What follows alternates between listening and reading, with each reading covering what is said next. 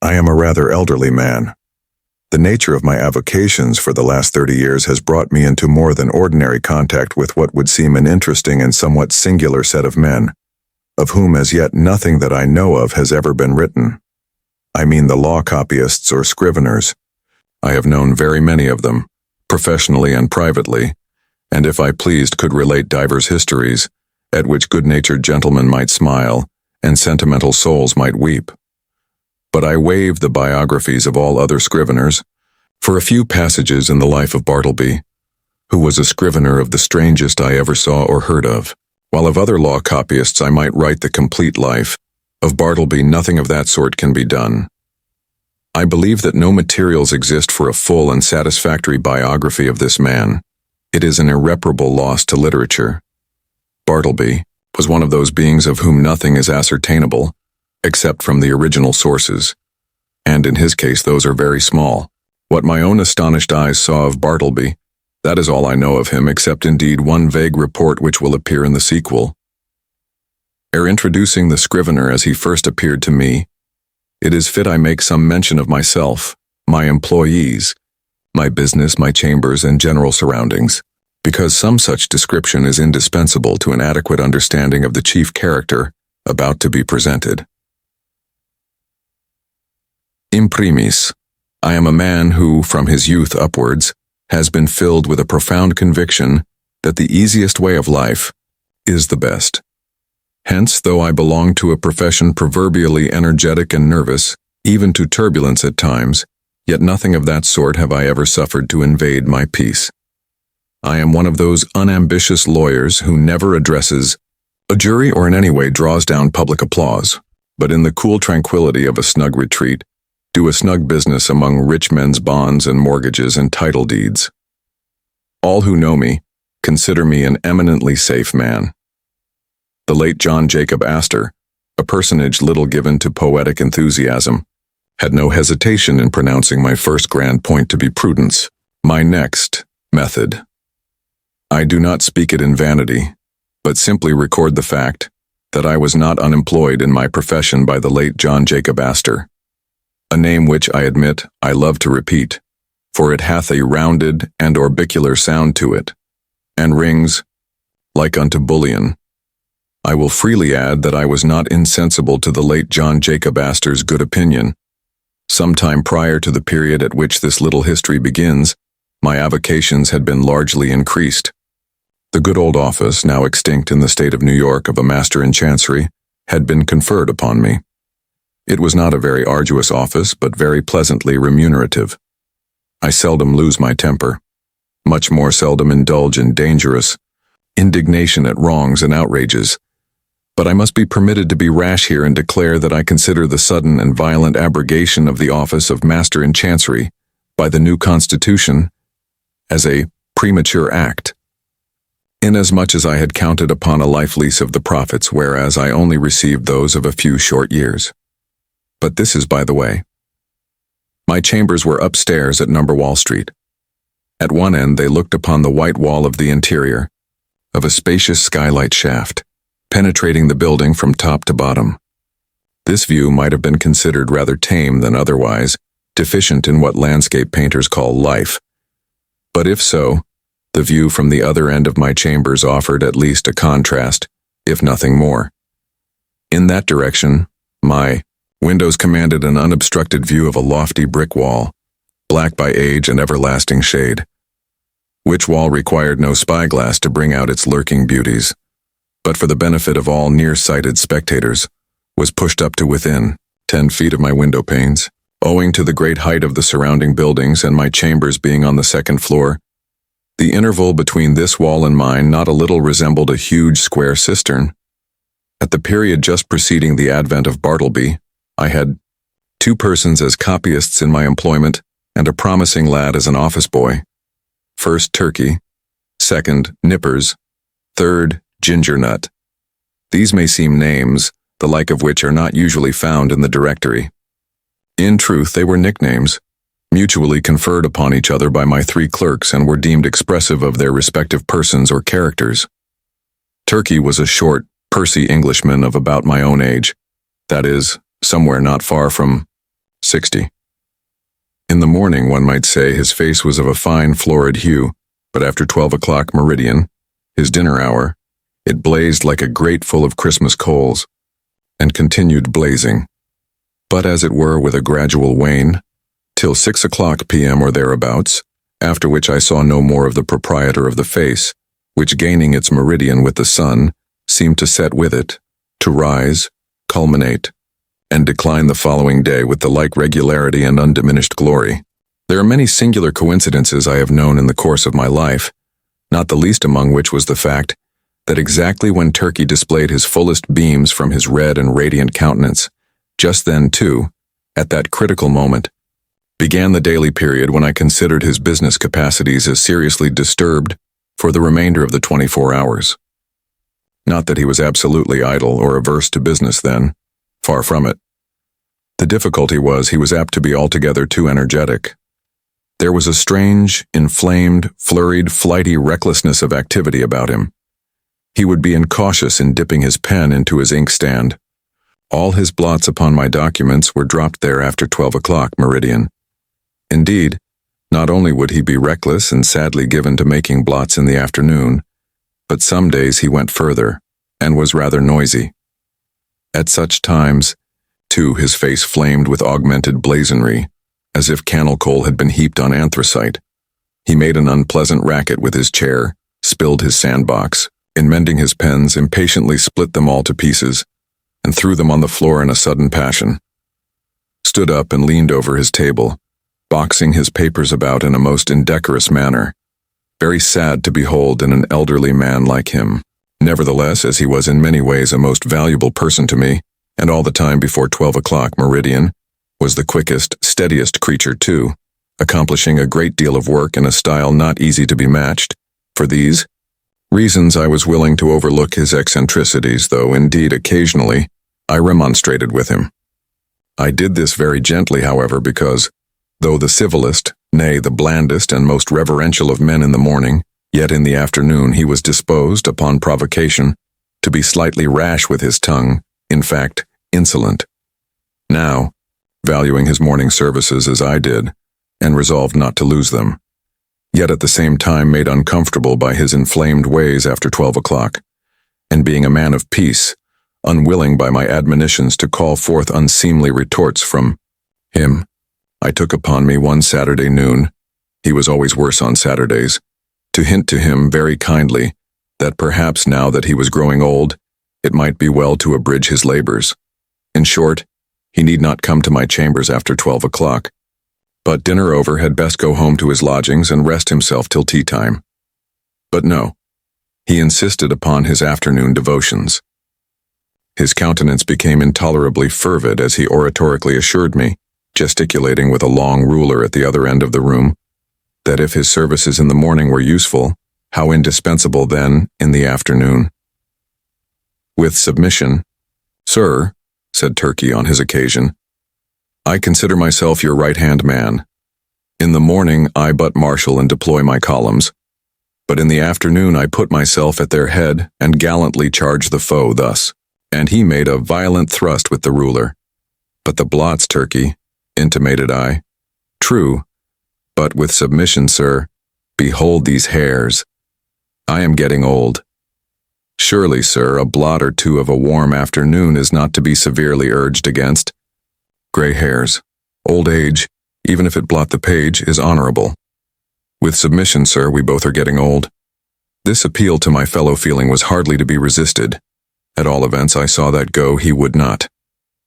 So I made up my mind to let him stay, resolving nevertheless to see to it that during the afternoon he had to do with my less important papers. Nippers, the second on my list, was a whiskered, sallow, and, upon the whole, rather piratical-looking young man of about 25. I always deemed him the victim of two evil powers, ambition and indigestion.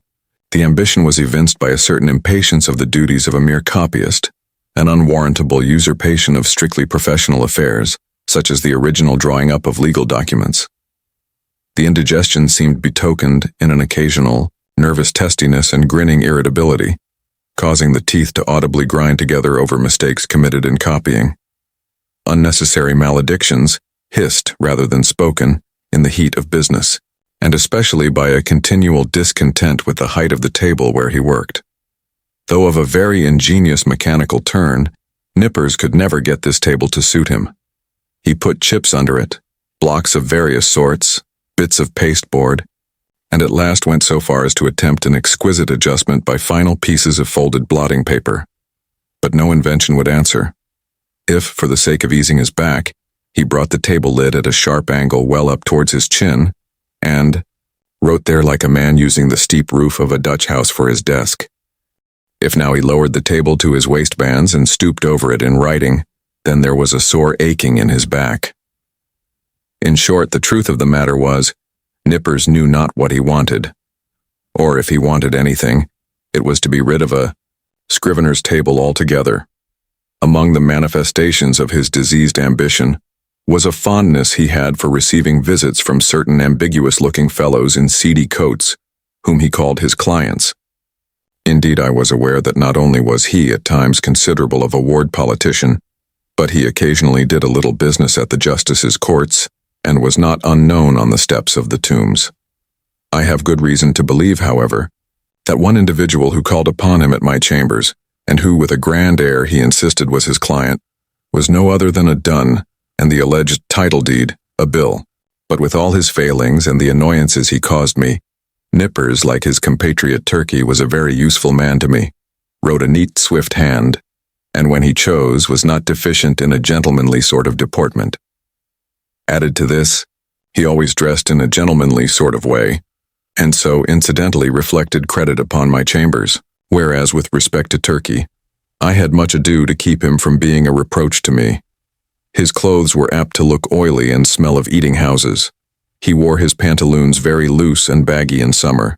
His coats were execrable, his hat not to be handled. But while the hat was a thing of indifference to me, inasmuch as his natural civility and deference, as a dependent Englishman, always led him to doff it the moment he entered the room, yet his coat was another matter. Concerning his coats I reasoned with him, but with no effect. The truth was, I suppose, that a man of so small an income could not afford to sport such a lustrous face and a lustrous coat at one and the same time. As Nippers once observed, Turkey's money went chiefly for red ink. One winter day I presented Turkey with a highly respectable-looking coat of my own, a padded gray coat of a most comfortable warmth, and which buttoned straight up from the knee to the neck. I thought Turkey would appreciate the favor, and abate his rashness and obstreperousness of afternoons. But no, I verily believe that buttoning himself up in so downy and blanket-like a coat had a pernicious effect upon him, upon the same principle that too much oats are bad for horses. In fact, precisely as a rash, restive horse is said to feel his oats, so Turkey felt his coat. It made him insolent. He was a man whom prosperity harmed, though concerning the self-indulgent habits of Turkey, I had my own private surmises yet. Touching Nippers, I was well persuaded that whatever might be his faults in other respects, he was at least a temperate young man. But indeed, nature herself seemed to have been his vintner, and at his birth charged him so thoroughly with an irritable, brandy-like disposition that all subsequent potations were needless. When I consider how, amid the stillness of my chambers, Nippers would sometimes impatiently rise from his seat, and stooping over his table spread his arms wide apart, seize the whole desk and move it, and jerk it, with a grim grinding motion on the floor, as if the table were a perverse voluntary agent intent on thwarting and vexing him, I plainly perceived that for Nippers, brandy and water were altogether superfluous. It was fortunate for me that, owing to its peculiar cause, indigestion, the irritability and consequent nervousness of Nippers were mainly observable in the morning, while in the afternoon he was comparatively mild, so that Turkey's paroxysms only coming on about 12 o'clock, I never had to do with their eccentricities at one time. Their fits relieved each other like guards. When Nippers was on, Turkey's was off, and vice versa. This was a good natural arrangement under the circumstances. Ginger Nut, the third on my list, was a lad some 12 years old. His father was a carman, ambitious of seeing his son on the bench instead of a cart before he died. So he sent him to my office, a student at law, errand boy and cleaner and sweeper at the rate of $1 a week. He had a little desk to himself, but he did not use it much. Upon inspection, the drawer exhibited a great array of the shells of various sorts of nuts. Indeed, to this quick-witted youth, the whole noble science of the law was contained in a nutshell. Not the least among the employments of Ginger Nut, as well as one which he discharged with the most alacrity, was his duty as cake and apple purveyor for Turkey and Nippers. Copying law papers being a proverbially dry, husky sort of business, my two scriveners were fain to moisten their mouths very often with Spitzenbergs to be had at the numerous stalls nigh the custom house and post office. Also, they sent Ginger Nut very frequently for that peculiar cake, small, flat, round, and very spicy, after which he had been named by them. Of a cold morning when business was but dull, Turkey would gobble up scores of these cakes as if they were mere wafers. Indeed, they sell them at the rate of 6 or 8 for a penny, the scrape of his pen blending with the crunching of the crisp particles in his mouth. Of all the fiery afternoon blunders and flurried rashnesses of Turkey, was his once moistening a ginger cake between his lips and clapping it onto a mortgage for a seal. I came within an ace of dismissing him then, but he mollified me by making an oriental bow and saying, "With submission, sir, it was generous of me to find you in stationery on my own account." Now my original business, that of a conveyancer and title hunter and drawer-up of recondite documents of all sorts, was considerably increased by receiving the master's office. There was now great work for scriveners. Not only must I push the clerks already with me, but I must have additional help. In answer to my advertisement, a motionless young man one morning stood upon my office threshold, the door being open, for it was summer. I can see that figure now, pallidly neat, pitiably respectable, incurably forlorn. It was Bartleby.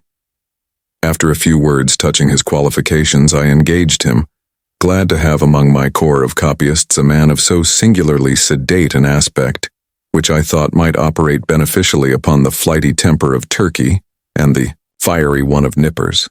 I should have stated before that ground-glass folding doors divided my premises into 2 parts, one of which was occupied by my scriveners, the other by myself. According to my humor, I threw open these doors or closed them.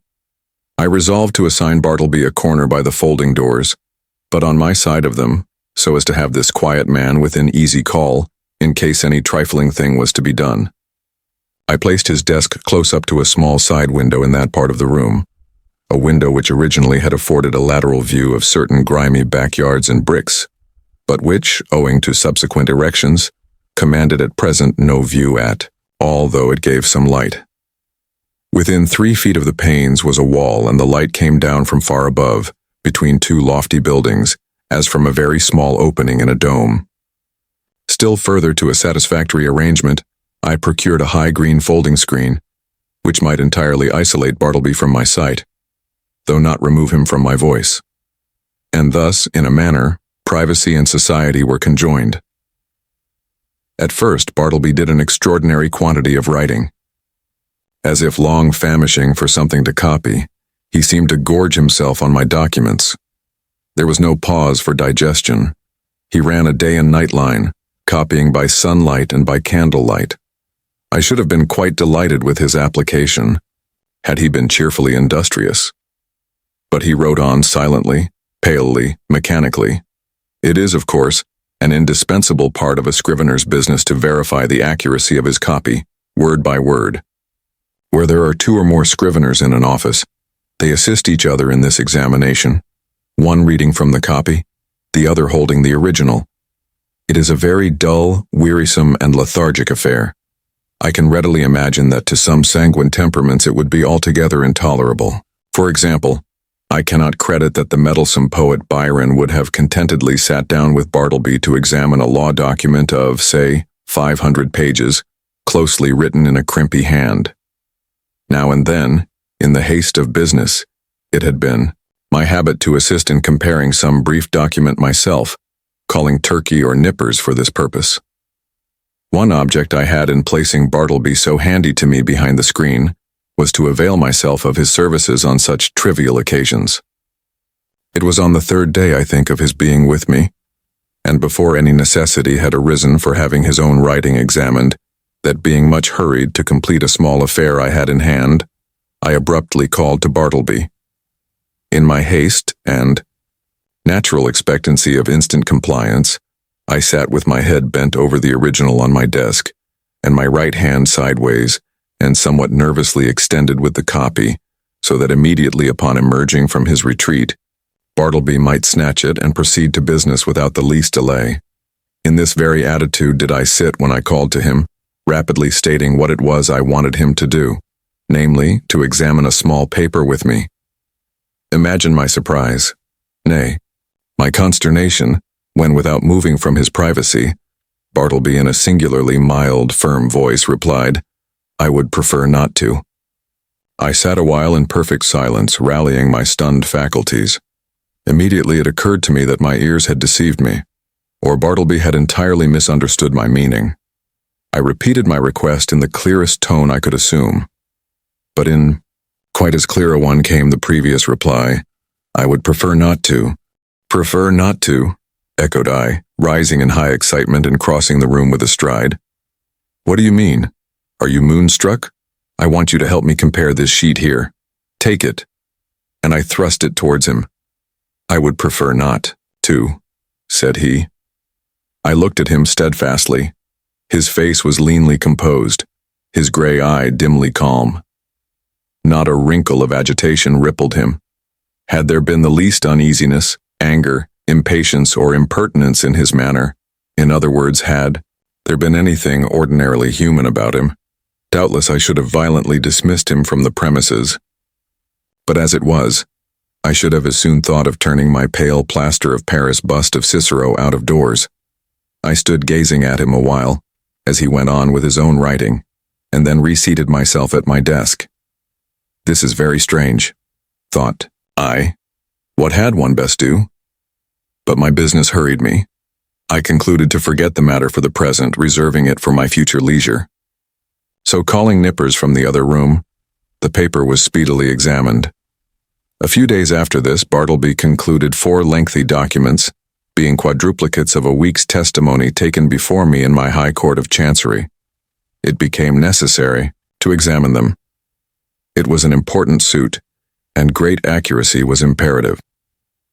Having all things arranged, I called Turkey, Nippers, and Ginger Nut from the next room, meaning to place the 4 copies in the hands of my 4 clerks, while I should read from the original. Accordingly, Turkey, Nippers, and Ginger Nut had taken their seats in a row, each with his document in hand, when I called to Bartleby to join this interesting group. "Bartleby, quick, I am waiting." I heard a slow scrape of his chair legs on the uncarpeted floor, and soon he appeared standing at the entrance of his hermitage. "What is wanted?" said he mildly. The copies, said I hurriedly.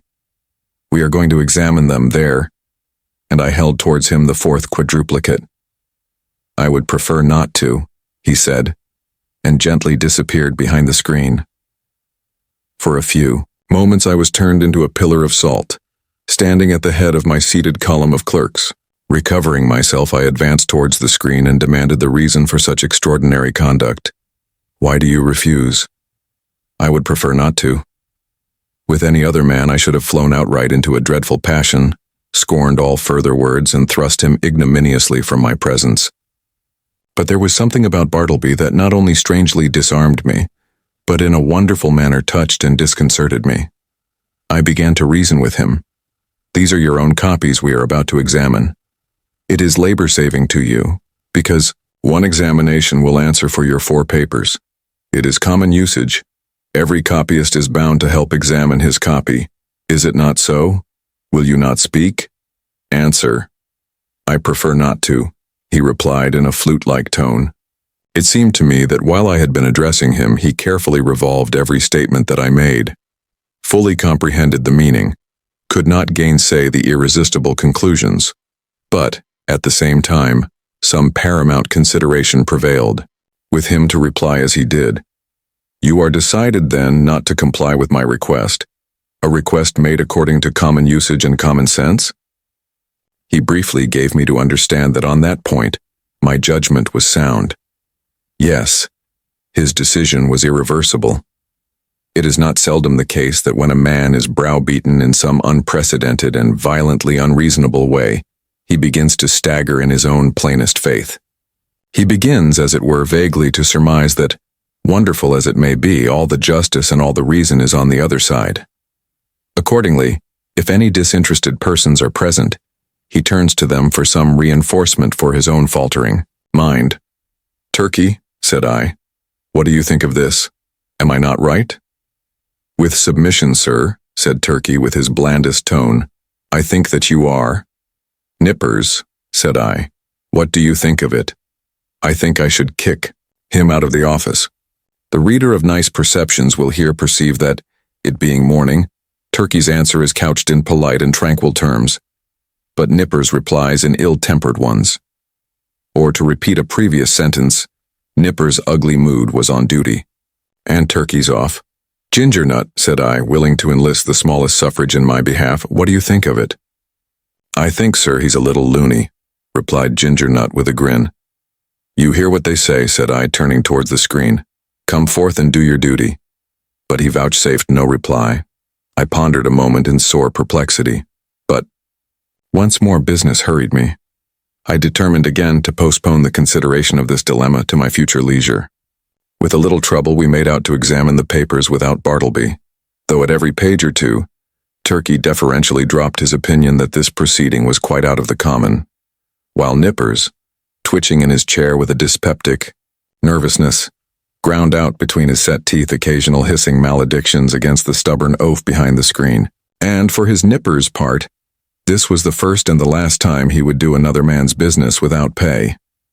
Meanwhile, Bartleby sat in his hermitage, oblivious to everything but his own peculiar business there. Some days passed, the scrivener being employed upon another lengthy work. His late remarkable conduct led me to regard his ways narrowly. I observed that he never went to dinner, indeed that he never went anywhere. As yet I had never of my personal knowledge known him to be outside of my office. He was a perpetual sentry in the corner. At about 11 o'clock, though, in the morning, I noticed that Ginger Nut would advance toward the opening in Bartleby's screen, as if silently beckoned thither by a gesture invisible to me where I sat. The boy would then leave the office jingling a few pence and reappear with a handful of ginger nuts which he delivered in the hermitage, receiving 2 of the cakes for his trouble. He lives, then, on ginger nuts, thought I. Never eats a dinner, properly speaking. He must be a vegetarian then, but no. He never eats even vegetables, he eats nothing but ginger nuts. My mind then ran on in reveries concerning the probable effects upon the human constitution of living entirely on ginger nuts. Ginger nuts are so called because they contain ginger as one of their peculiar constituents, and the final flavoring, 1. Now what was ginger? A hot, spicy thing. Was Bartleby hot and spicy? Not at all. Ginger, then, had no effect upon Bartleby. Probably he preferred it should have none. Nothing so aggravates an earnest person as a passive resistance. If the individual so resisted be of a not inhumane temper, and the resisting one perfectly harmless in his passivity, then, in the better moods of the former, he will endeavor charitably to construe to his imagination what proves impossible to be solved by his judgment. Even so, for the most part, I regarded Bartleby and his ways. Poor fellow, thought I, he means no mischief. It is plain he intends no insolence. His aspect sufficiently evinces that his eccentricities are involuntary. He is useful to me. I can get along with him. If I turn him away, the chances are he will fall in with some less indulgent employer, and then he will be rudely treated, and perhaps driven forth miserably to starve. Yes, here I can cheaply purchase a delicious self-approval. To befriend Bartleby, to humor him in his strange willfulness, will cost me little or nothing while I lay up in my soul what will eventually prove a sweet morsel for my conscience. But this mood was not invariable with me. The passiveness of Bartleby sometimes irritated me. I felt strangely goaded on to encounter him in new opposition, to elicit some angry spark from him answerable to my own. But indeed I might as well have essayed to strike fire with my knuckles against a bit of Windsor soap. But one afternoon the evil impulse in me mastered me, and the following little scene ensued. Bartleby, said I, when those papers are all copied, I will compare them with you. I would prefer not to. How? Surely you do not mean to persist in that mulish vagary? No answer. I threw open the folding doors nearby and, turning upon Turkey and Nippers, exclaimed in an excited manner, "He says a second time he won't examine his papers. What do you think of it, Turkey?" It was afternoon, be it remembered. Turkey sat glowing like a brass boiler, his bald head steaming, his hands reeling among his blotted papers. "Think of it?" roared Turkey. "I think I'll just step behind his screen and black his eyes for him." So saying, Turkey rose to his feet and threw his arms into a pugilistic position. He was hurrying away to make good his promise when I detained him, alarmed at the effect of incautiously rousing Turkey's combativeness after dinner. "Sit down, Turkey," said I, "and hear what Nippers has to say. What do you think of it, Nippers? Would I not be justified in immediately dismissing Bartleby?" "Excuse me, that is for you to decide, sir. I think his conduct quite unusual, and indeed unjust as regards Turkey and myself. But it may only be a passing whim." "Ah," exclaimed I, "you have strangely changed your mind then. You speak very gently of him now." "All beer," cried Turkey. "Gentleness is effects of beer. Nippers and I dined together today." "You see how gentle I am, sir. Shall I go and black his eyes?" "You refer to Bartleby, I suppose." "No, not today, Turkey," I replied. "Pray put up your fists." I closed the doors and again advanced towards Bartleby. I felt additional incentives tempting me to my fate. I burned to be rebelled against again. I remembered that Bartleby never left the office. "Bartleby," said I, "Ginger Nut is away. Just step round to the post office, won't you? It was but a 3-minute walk. And see if there is anything for me." "I would prefer not to." "You will not?" "I prefer not." I staggered to my desk and sat there in a deep study. My blind inveteracy returned. Was there any other thing in which I could procure myself to be ignominiously repulsed by this lean, penniless wight, my hired clerk? What added thing is there perfectly reasonable that he will be sure to refuse to do? "Bartleby!" No answer. "Bartleby!" in a louder tone. No answer. "Bartleby!" I roared. Like a very ghost, agreeably to the laws of magical invocation, at the third summons, he appeared at the entrance of his hermitage. "Go to the next room and tell Nippers to come to me." "I prefer not to," he respectfully and slowly said, and mildly disappeared. "Very good, Bartleby," said I, in a quiet sort of serenely severe self-possessed tone, intimating the unalterable purpose of some terrible retribution very close at hand. At the moment I half intended something of the kind.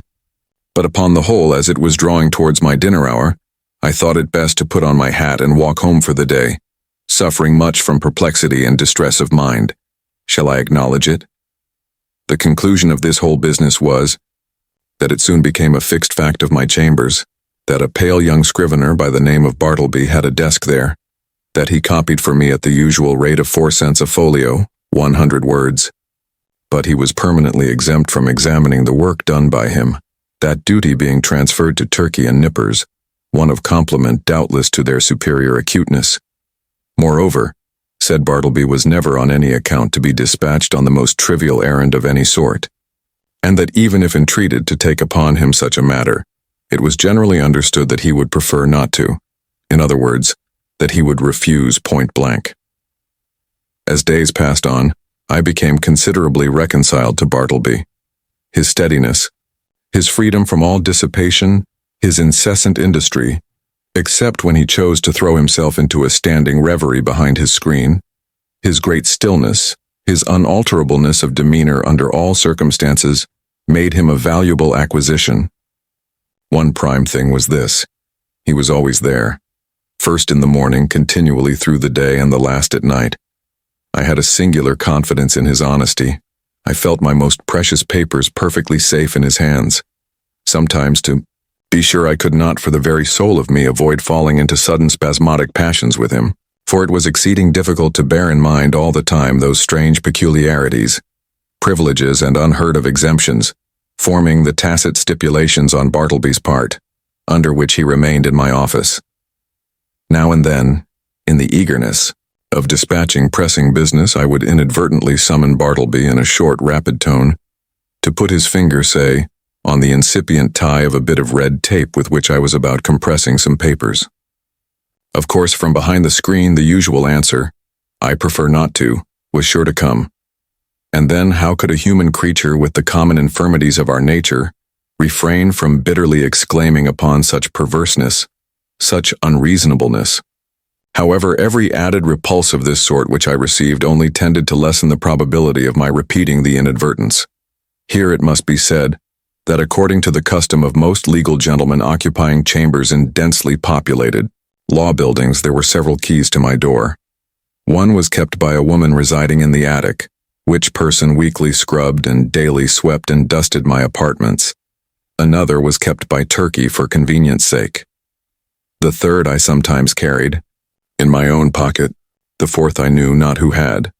Now, one Sunday morning I happened to go to Trinity Church to hear a celebrated preacher, and finding myself rather early on the ground, I thought I would walk around to my chambers for a while. Luckily, I had my key with me, but upon applying it to the lock, I found it resisted by something inserted from the inside. Quite surprised, I called out, when to my consternation a key was turned from within, and thrusting his lean visage at me and holding the door ajar, the apparition of Bartleby appeared in his shirt sleeves, and otherwise in a strangely tattered dishabille, saying quietly that he was sorry, but he was deeply engaged just then, and preferred not admitting me at present. In a brief word or two, he moreover added that perhaps I had better walk round the block 2 or 3 times, and by that time he would probably have concluded his affairs. Now, the utterly unsurmised appearance of Bartleby, tenanting my law chambers, of a Sunday morning with his cadaverously gentlemanly nonchalance yet withal firm and self-possessed, had such a strange effect upon me that incontinently I slunk away from my own door and did as desired, but not without sundry twinges of impotent rebellion against the mild effrontery of this unaccountable scrivener. Indeed, it was his wonderful mildness chiefly, which not only disarmed me but unmanned me, as it were. For I consider that one for the time is a sort of unmanned when he tranquilly permits his hired clerk to dictate to him and order him away from his own premises. Furthermore, I was full of uneasiness as to what Bartleby could possibly be doing in my office in his shirt sleeves and in an otherwise dismantled condition of a Sunday morning. Was anything amiss going on? Nay, that was out of the question. It was not to be thought of for a moment that Bartleby was an immoral person. But what could he be doing there, copying? Nay, again, whatever might be his eccentricities, Bartleby was an eminently decorous person. He would be the last man to sit down to his desk in any state approaching to nudity. Besides, it was Sunday, and there was something about Bartleby that forbade the supposition that he would by any secular occupation violate the proprieties of the day. Nevertheless, my mind was not pacified, and full of a restless curiosity, at last I returned to the door. Without hindrance I inserted my key, opened it, and entered. Bartleby was not to be seen. I looked round anxiously, peeped behind his screen, but it was very plain that he was gone. Upon more closely examining the place, I surmised that for an indefinite period Bartleby must have ate, dressed, and slept in my office, and that too without plate, mirror, or bed. The cushioned seat of a rickety old sofa in one corner bore the faint impress of a lean reclining form.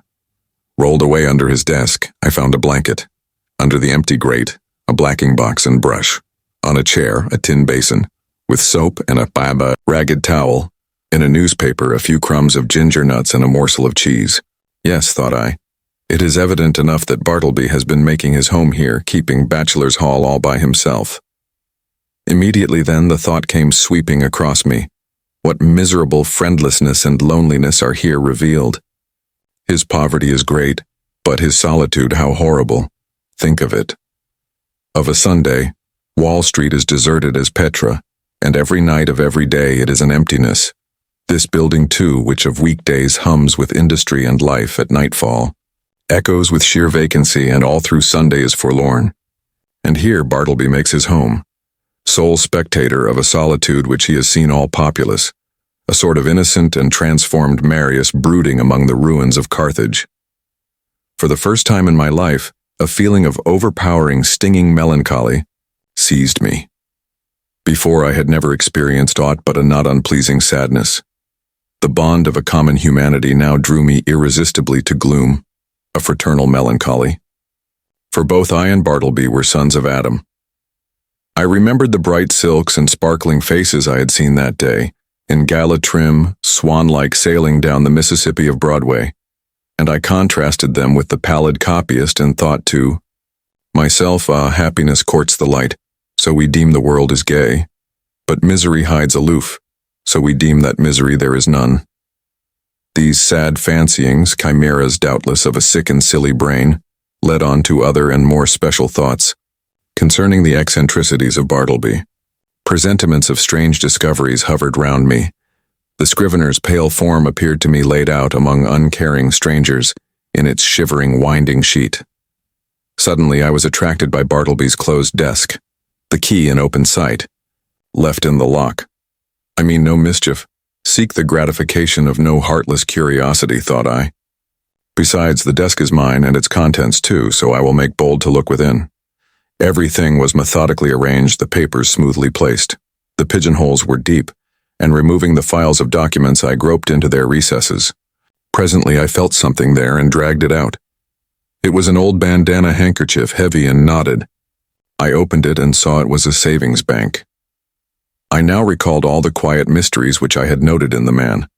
I remembered that he never spoke but to answer, that though at intervals he had considerable time to himself, yet I had never seen him reading, no, not even a newspaper. That for long periods he would stand looking out at his pale window behind the screen, upon the dead brick wall. I was quite sure he never visited any refectory or eating house, while his pale face clearly indicated that he never drank beer like turkey or tea and coffee even, like other men, that he never went anywhere in particular that I could learn, never went out for a walk, unless indeed that was the case at present, that he had declined telling who he was or whence he came, or whether he had any relatives in the world, that, though so thin and pale, he never complained of ill health. And more than all, I remembered a certain unconscious air of pallid, how shall I call it, of pallid haughtiness, say, or rather an austere reserve about him, which had positively awed me into my tame compliance with his eccentricities, when I had feared to ask him to do the slightest incidental thing for me, even though I might know from his long-continued motionlessness that behind his screen he must be standing in one of those dead-wall reveries of his. Revolving all these things, and coupling them with the recently discovered fact that he made my office his constant abiding place and home, and not forgetful of his morbid moodiness. Revolving all these things, a prudential feeling began to steal over me. My first emotions had been those of pure melancholy and sincerest pity, but just in proportion as the forlornness of Bartleby grew and grew to my imagination, did that same melancholy merge into fear, that pity into repulsion. So true it is, and so terrible too, that up to a certain point the thought or sight of misery enlists our best affections, but in certain special cases, beyond that point it does not. They err who would assert that invariably this is owing to the inherent selfishness of the human heart. It rather proceeds from a certain hopelessness of remedying excessive and organic ill. To a sensitive being, pity is not seldom pain, and when at last it is perceived that such pity cannot lead to effectual succor, common sense bids the soul rid of it. What I saw that morning persuaded me that the scrivener was the victim of innate and incurable disorder. I might give alms to his body, but his body did not pain him. It was his soul that suffered, and his soul I could not reach. I did not accomplish the purpose of going to Trinity Church that morning. Somehow the things I had seen disqualified me for the time from church going. I walked homeward, thinking what I would do with Bartleby. Finally, I resolved upon this. I would put certain calm questions to him the next morning, touching his history, etc., and if he declined to answer them openly and unreservedly, and I supposed he would prefer not, then to give him a $20 bill over and above whatever I might owe him and tell him his services were no longer required, but that if in any other way I could assist him, I would be happy to do so, especially if he desired to return to his native place, wherever that might be. I would willingly help to defray the expenses. Moreover, if after reaching home he found himself at any time in want of aid, a letter from him would be sure of a reply. The next morning came. "Bartleby," said I, gently calling to him behind his screen. No reply. "Bartleby," said I, in a still gentler tone. "Come here. I am not going to ask you to do anything you would prefer not to do. I simply wish to speak to you." Upon this he noiselessly slid into view. "Will you tell me, Bartleby, where you were born?" "I would prefer not to." "Will you tell me anything about yourself?" "I would prefer not to." "But what reasonable objection can you have to speak to me? I feel friendly towards you." He did not look at me while I spoke, but kept his glance fixed upon my bust of Cicero, which as I then sat was directly behind me some 6 inches above my head. "What is your answer, Bartleby?" said I, after waiting a considerable time for a reply during which his countenance remained immovable. Only there was the faintest conceivable tremor of the white attenuated mouth. "At present, I prefer to give no answer," he said, and retired into his hermitage. It was rather weak in me, I confess, but his manner on this occasion nettled me. Not only did there seem to lurk in it a certain calm disdain, but his perverseness seemed ungrateful, considering the undeniable good usage and indulgence he had received from me. Again I sat ruminating what I should do, mortified as I was at his behavior, and resolved as I had been to dismiss him when I entered my offices.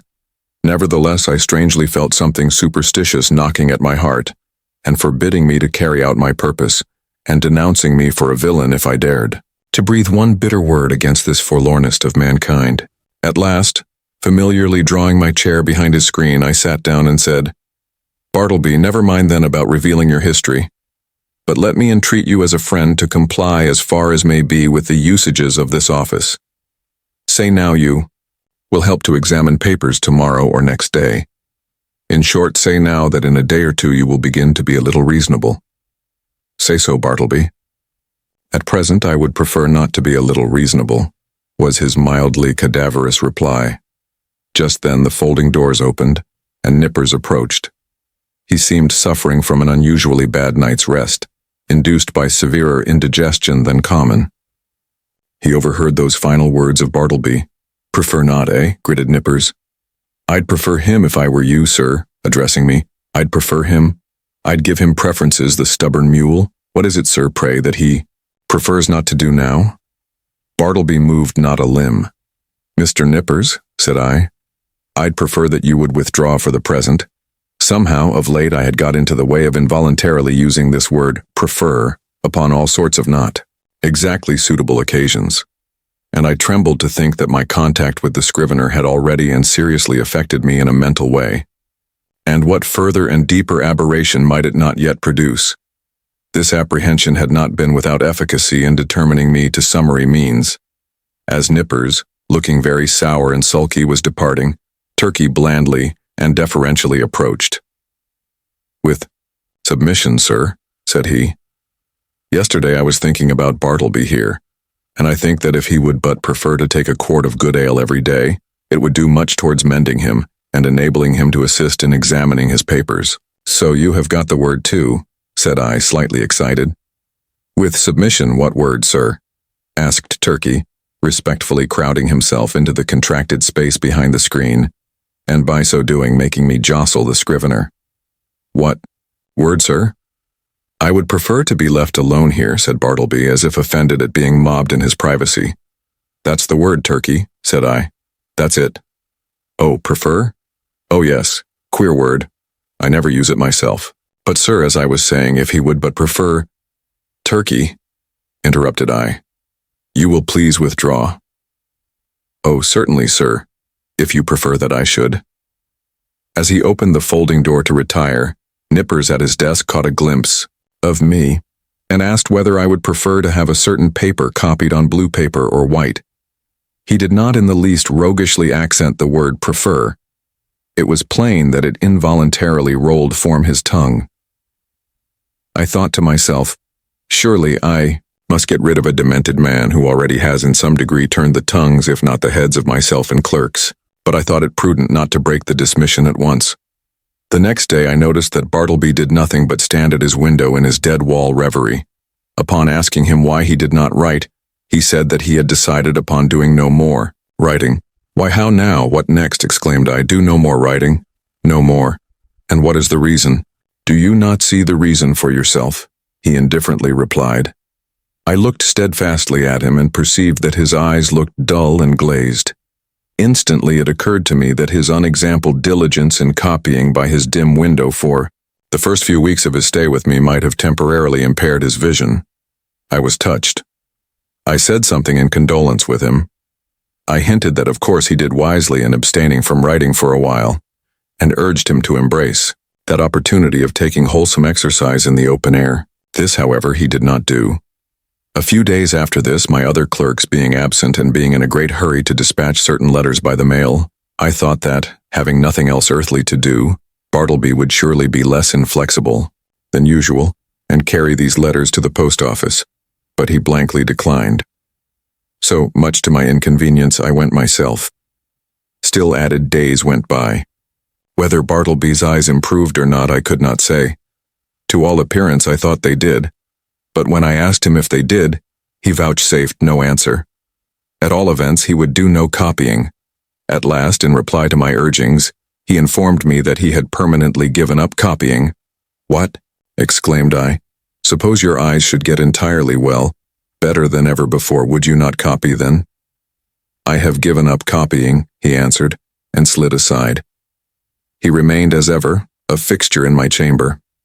Nay, if that were possible, he became still more of a fixture than before. What was to be done? He would do nothing in the office. Why should he stay there? In plain fact, he had now become a millstone to me, not only useless as a necklace, but afflictive to bear. Yet I was sorry for him. I speak less than truth when I say that on his own account he occasioned me uneasiness.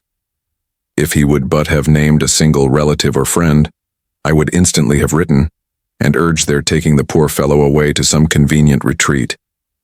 But he seemed alone, absolutely alone in the universe, a bit of wreck in the mid-Atlantic. At length, necessities connected with my business tyrannized over all other considerations. Decently as I could, I told Bartleby that in 6 days' time, he must unconditionally leave the office. I warned him to take measures in the interval for procuring some other abode. I offered to assist him in this endeavor, if he himself would but take the first step towards a removal. "And when you finally quit me, Bartleby," added I shall see that you go not away entirely unprovided. 6 days from this hour, remember." At the expiration of that period I peeped behind the screen, and lo, Bartleby was there. I buttoned up my coat, balanced myself, advanced slowly towards him, touched his shoulder, and said, "The time has come. You must quit this place. I am sorry for you. Here is money. But you must go." "I would prefer not," he replied, with his back still towards me. "You must." He remained silent. Now I had an unbounded confidence in this man's common honesty. He had frequently restored to me sixpences and shillings carelessly dropped upon the floor, for I am apt to be very reckless in such shirt-button affairs. The proceeding then which followed will not be deemed extraordinary. "Bartleby," said I owe you $12 on account. Here are 32. The odd 20 are yours. Will you take it?" And I handed the bills towards him, but he made no motion. "I will leave them here then," putting them under a weight on the table. Then taking my hat and cane and going to the door, I tranquilly turned and added, "After you have removed your things from these offices, Bartleby, you will of course lock the door, since everyone is now gone for the day but you, and if you please, slip your key underneath the mat, so that I may have it in the morning. I shall not see you again, so goodbye to you. If hereafter in your new place of abode I can be of any service to you, do not fail to advise me by letter. Goodbye, Bartleby, and fare you well." But he answered not a word. Like the last column of some ruined temple, he remained standing, mute and solitary in the middle of the otherwise deserted room. As I walked home in a pensive mood, my vanity got the better of my pity. I could not but highly plume myself on my masterly management in getting rid of Bartleby. Masterly, I call it, and such it must appear to any dispassionate thinker. The beauty of my procedure seemed to consist in its perfect quietness. There was no vulgar bullying, no bravado of any sort, no choleric hectoring and striding to and fro across the apartment, jerking out vehement commands for Bartleby to bundle himself off with his beggarly traps. Nothing of the kind. Without loudly bidding Bartleby depart, as an inferior genius might have done, I assumed the ground that depart he must, and upon that assumption built all I had to say. The more I thought over my procedure, the more I was charmed with it. Nevertheless, next morning, upon awakening, I had my doubts. I had somehow slept off the fumes of vanity. One of the coolest and wisest hours a man has is just after he awakes in the morning. My procedure seemed as sagacious as ever, but only in theory. How it would prove in practice, there was the rub. It was truly a beautiful thought to have assumed Bartleby's departure, but after all, that assumption was simply my own, and none of Bartleby's. The great point was, not whether I had assumed that he would quit me, but whether he would prefer so to do.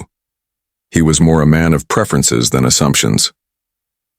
After breakfast, I walked downtown arguing the probabilities pro and con. One moment I thought it would prove a miserable failure, and Bartleby would be found all alive at my office as usual. The next moment it seemed certain that I should see his chair empty, and so I kept veering about. At the corner of Broadway and Canal Street I saw quite an excited group of people standing in earnest conversation. "I'll take odds he doesn't," said a voice as I passed. "Doesn't go? Done," said I. "Put up your money." I was instinctively putting my hand in my pocket to produce my own when I remembered that this was an election day. The words I had overheard bore no reference to Bartleby, but to the success or non-success of some candidate for the mayoralty. In my intent frame of mind, I had, as it were, imagined that all Broadway shared in my excitement, and were debating the same question with me. I passed on, very thankful that the uproar of the street screened my momentary absent-mindedness. As I had intended, I was earlier than usual at my office door. I stood listening for a moment. All was still. He must be gone. I tried the knob. The door was locked. Yes, my procedure had worked to a charm. He indeed must be vanished. Yet a certain melancholy mixed with this. I was almost sorry for my brilliant success.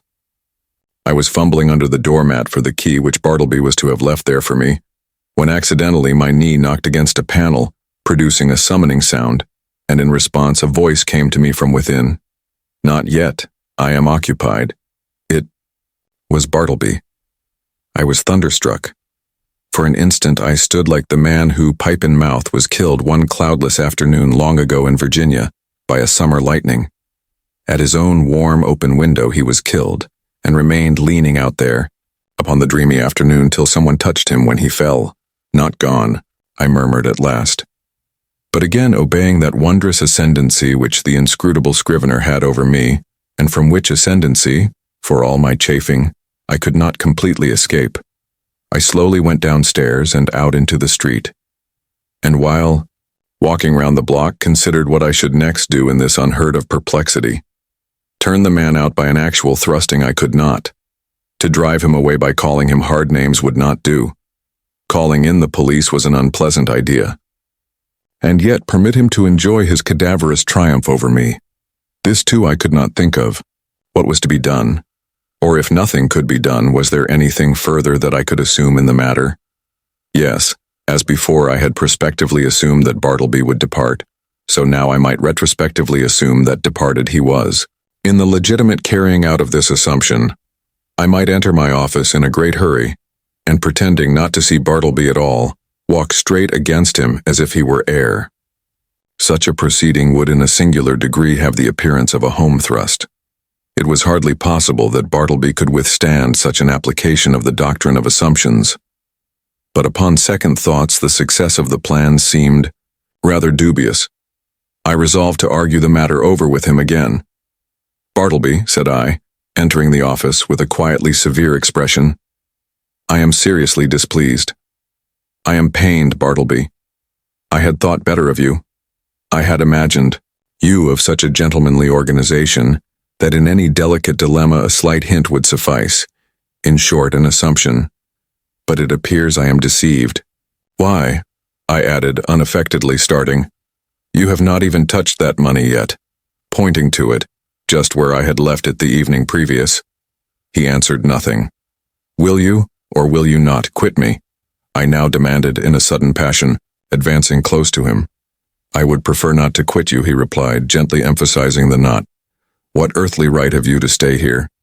Do you pay any rent? Do you pay my taxes? Or is this property yours?" He answered nothing. "Are you ready to go on and write now? Are your eyes recovered? Could you copy a small paper for me this morning? Or help examine a few lines, or step round to the post office? In a word, will you do anything at all to give a coloring to your refusal to depart the premises?" He silently retired into his hermitage. I was now in such a state of nervous resentment that I thought it but prudent to check myself at present from further demonstrations. Bartleby and I were alone. I remembered the tragedy of the unfortunate Adams, and the still more unfortunate Colt in the solitary office of the latter, and how poor Colt, being dreadfully incensed by Adams and imprudently permitting himself to get wildly excited, was at unawares hurried into his fatal act, an act which certainly no man could possibly deplore more than the actor himself. Often it had occurred to me in my ponderings upon the subject that had that altercation taken place in the public street or at a private residence, it would not have terminated as it did. It was the circumstance of being alone in a solitary office upstairs of a building entirely unhallowed by humanizing domestic associations, an uncarpeted office doubtless of a dusty, haggard sort of appearance.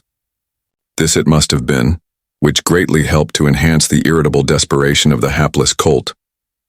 But when this old atom of resentment rose in me and tempted me concerning Bartleby, I grappled him and threw him. How? Why, simply by recalling the divine injunction, "A new commandment give I unto you, that ye love one another." Yes, this it was that saved me. Aside from higher considerations, charity often operates as a vastly wise and prudent principle, a great safeguard to its possessor. Men have committed murder for jealousy's sake and anger's sake and hatred's sake and selfishness' sake and spiritual pride's sake. But no man that ever I heard of ever committed a diabolical murder for sweet charity's sake. Mere self-interest, then, if no better motive can be enlisted, should, especially with high-tempered men, prompt all beings to charity and philanthropy. At any rate, upon the occasion in question, I strove to drown my exasperated feelings towards the scrivener by benevolently construing his conduct. Poor fellow, thought I, he don't mean anything. And besides, he has seen hard times and ought to be indulged. I endeavored also immediately to occupy myself, and at the same time to comfort my despondency. I tried to fancy that in the course of the morning, at such time as might prove agreeable, to him, Bartleby, of his own free accord, would emerge from his hermitage, and take up some decided line of march in the direction of the door. But no. 12:30 o'clock came. Turkey began to glow in the face, overturn his inkstand, and become generally obstreperous. Nippers abated down into quietude and courtesy. Gingernut munched his noon apple, and Bartleby remained standing at his window in one of his profoundest dead-wall reveries. Will it be credited? Ought I to acknowledge it? That afternoon I left the office without saying one further word to him. Some days now passed, during which at leisure intervals I looked a little into Edwards on the Will and Priestley on Necessity. Under the circumstances, those books induced a salutary feeling. Gradually I slid into the persuasion that these troubles of mine touching the scrivener had been all predestinated from eternity, and Bartleby was billeted upon me for some mysterious purpose of an all-wise providence, which it was not for a mere mortal like me to fathom. Yes, Bartleby, stay there behind your screen, thought I. I shall persecute you no more. You are harmless and noiseless as any of these old chairs. In short, I never feel so private as when I know you are here. At least I see it. I feel it. I penetrate to the predestinated purpose of my life. I am content. Others may have loftier parts to enact, but my mission in this world, Bartleby, is to furnish you with office room for such period as you may see fit to remain. I believe that this wise and blessed frame of mind would have continued with me, had it not been for the unsolicited and uncharitable remarks obtruded upon me by my professional friends who visited the rooms. But thus it often is, that the constant friction of illiberal minds wears out at last the best resolves of the more generous. Though to be sure, when I reflected upon it, it was not strange that people entering my office should be struck by the peculiar aspect of the unaccountable Bartleby, and so be tempted to throw out some sinister observations concerning him. Sometimes an attorney having business with me and calling at my office and finding no one but the scrivener there, would undertake to obtain some sort of precise information from him touching my whereabouts. But without heeding his idle talk, Bartleby would remain standing immovable in the middle of the room. So after contemplating him in that position for a time, the attorney would depart, no wiser than he came. Also, when a reference was going on, and the room full of lawyers and witnesses and business was driving fast, some deeply occupied legal gentleman present, seeing Bartleby wholly unemployed, would request him to run round to the legal gentleman's office, and fetch some papers for him. Thereupon, Bartleby would tranquilly decline, and yet remain idle as before. Then the lawyer would give a great stare and turn to me, and what could I say? At last I was made aware that all through the circle of my professional acquaintance, a whisper of wonder was running round, having reference to the strange creature I kept at my office.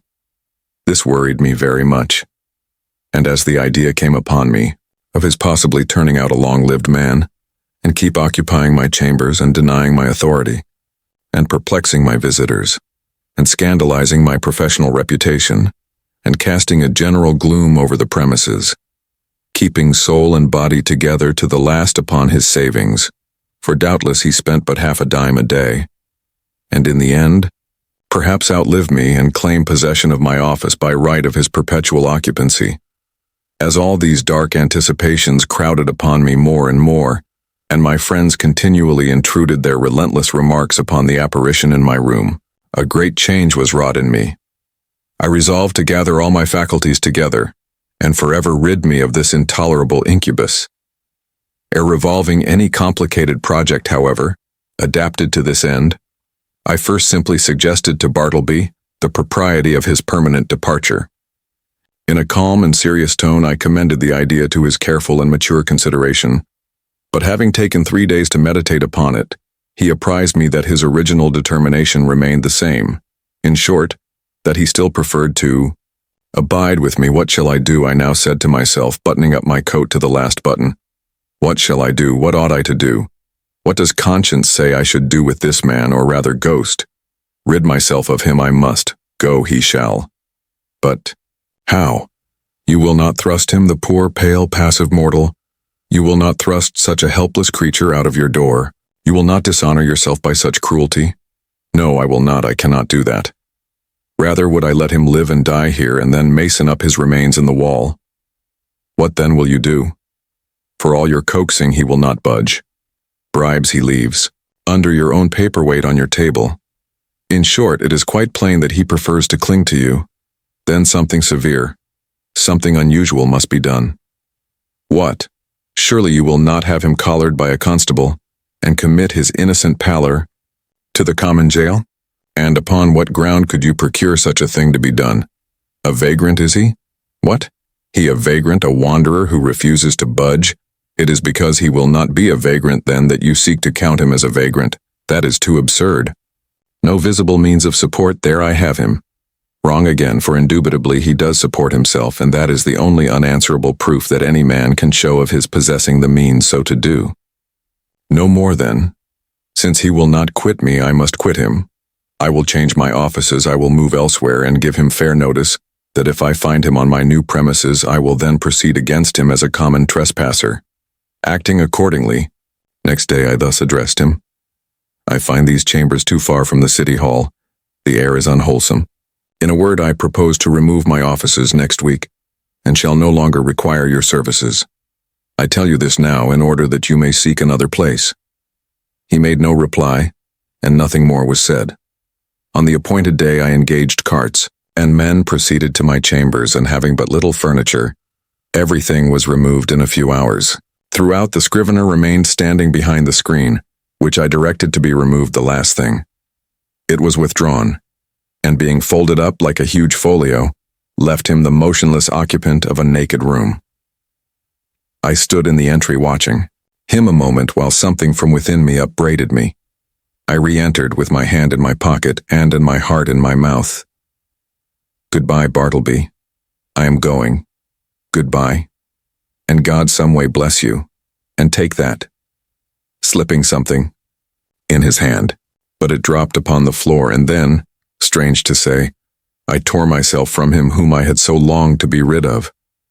Established in my new quarters, for a day or two I kept the door locked, and started at every footfall in the passages. When I returned to my rooms after any little absence, I would pause at the threshold for an instant and attentively listen, ere applying my key. But these fears were needless. Bartleby never came nigh me. I thought all was going well, when a perturbed-looking stranger visited me, inquiring whether I was the person who had recently occupied rooms at Number's Wall Street. Full of forebodings, I replied that I was. "Then, sir," said the stranger, who proved a lawyer, "you are responsible for the man you left there. He refuses to do any copying, he refuses to do anything. He says he prefers not to, and he refuses to quit the premises." "I am very sorry, sir," said I with assumed tranquility but an inward tremor. "But really the man you allude to is nothing to me. He is no relation or apprentice of mine, that you should hold me responsible for him." "In mercy's name, who is he?" "I certainly cannot inform you. I know nothing about him. Formerly I employed him as a copyist, but he has done nothing for me now for some time past. I shall settle him then. Good morning, sir." Several days passed, and I heard nothing more, and though I often felt a charitable prompting to call at the place and see poor Bartleby, yet a certain squeamishness of I know not what withheld me. All is over with him by this time, thought I at last, when through another week no further intelligence reached me. But coming to my room the day after, I found several persons waiting at my door in a high state of nervous excitement. "That's the man. Here he comes," cried the foremost one, whom I recognized as the lawyer who had previously called upon me alone. "You must take him away, sir, at once," cried a portly person among them, advancing upon me, and whom I knew to be the landlord of Number's Wall Street. "These gentlemen, my tenants, cannot stand it any longer. Mr. B," pointing to the lawyer, "has turned him out of his room, and he now persists in haunting the building generally, sitting upon the banisters of the stairs by day, and sleeping in the entry by night. Everybody is concerned. Clients are leaving the offices. Some fears are entertained of a mob. Something you must do, and that without delay." Aghast at this torrent, I fell back before it, and would fain have locked myself in my new quarters. In vain I persisted that Bartleby was nothing to me, no more than to anyone else. In vain. I was the last person known to have anything to do with him, and they held me to the terrible account. Fearful then of being exposed in the papers, as one person present obscurely threatened, I considered the matter, and at length said that if the lawyer would give me a confidential interview with the scrivener in the lawyer's own room, I would that afternoon strive my best to rid them of the nuisance they complained of. Going upstairs to my old haunt, there was Bartleby silently sitting upon the banister at the landing. "What are you doing here, Bartleby?" said I. "Sitting upon the banister," he mildly replied. I motioned him into the lawyer's room, who then left us. "Bartleby," said I, "are you aware that you are the cause of great tribulation to me by persisting in occupying the entry after being dismissed from the office?" No answer. Now one of two things must take place. Either you must do something or something must be done to you.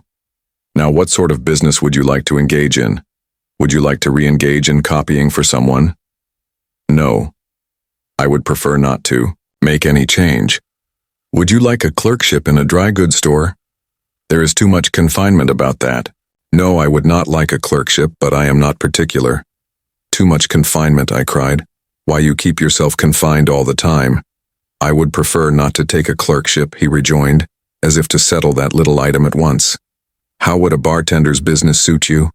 There is no trying of the eyesight in that.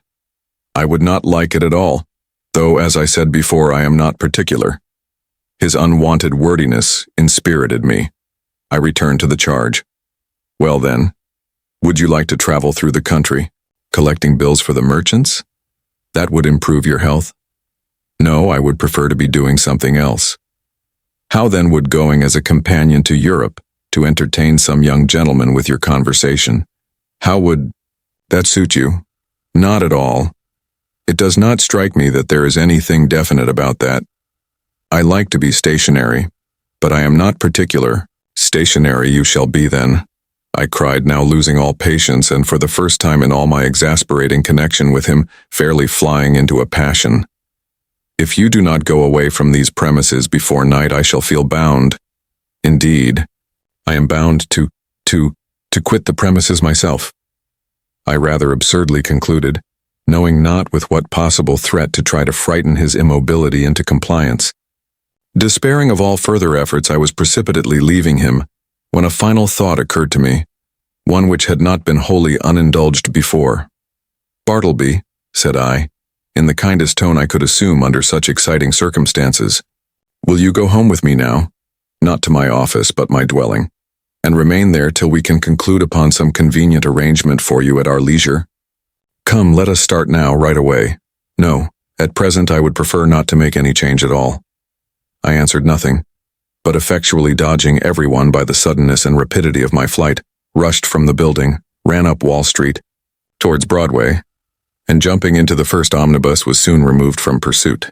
As soon as tranquility returned, I distinctly perceived that I had now done all that I possibly could, both in respect to the demands of the landlord and his tenants, and with regard to my own desire and sense of duty, to benefit Bartleby, and shield him from rude persecution.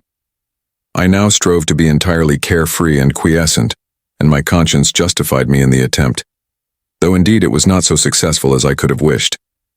So fearful was I of being again hunted out by the incensed landlord and his exasperated tenants, that surrendering my business to nippers, for a few days I drove about the upper part of the town and through the suburbs, in my rockaway, crossed over to Jersey City and Hoboken, and paid fugitive visits to Manhattanville and Astoria.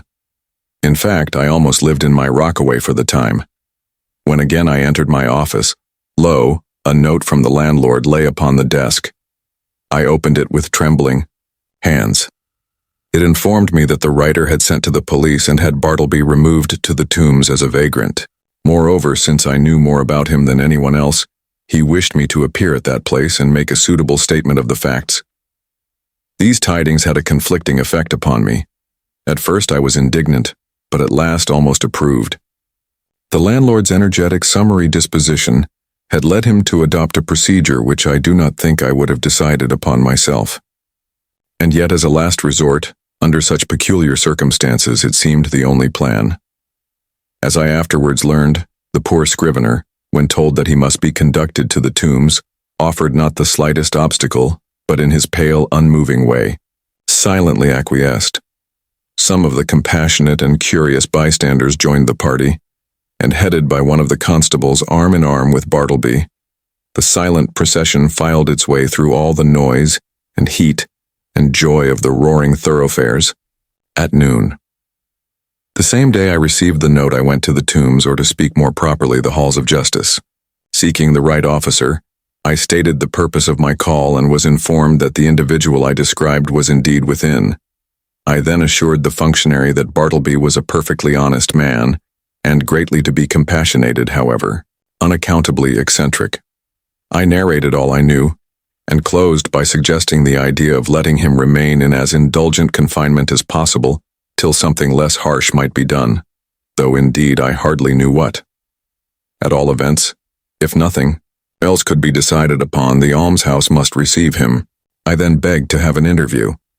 Being under no disgraceful charge and quite serene and harmless in all his ways, They had permitted him freely to wander about the prison, and especially in the enclosed grass-platted yard thereof. And so I found him there, standing all alone in the quietest of the yards, his face towards a high wall, while all around, from the narrow slits of the jail windows, I thought I saw peering out upon him the eyes of murderers and thieves.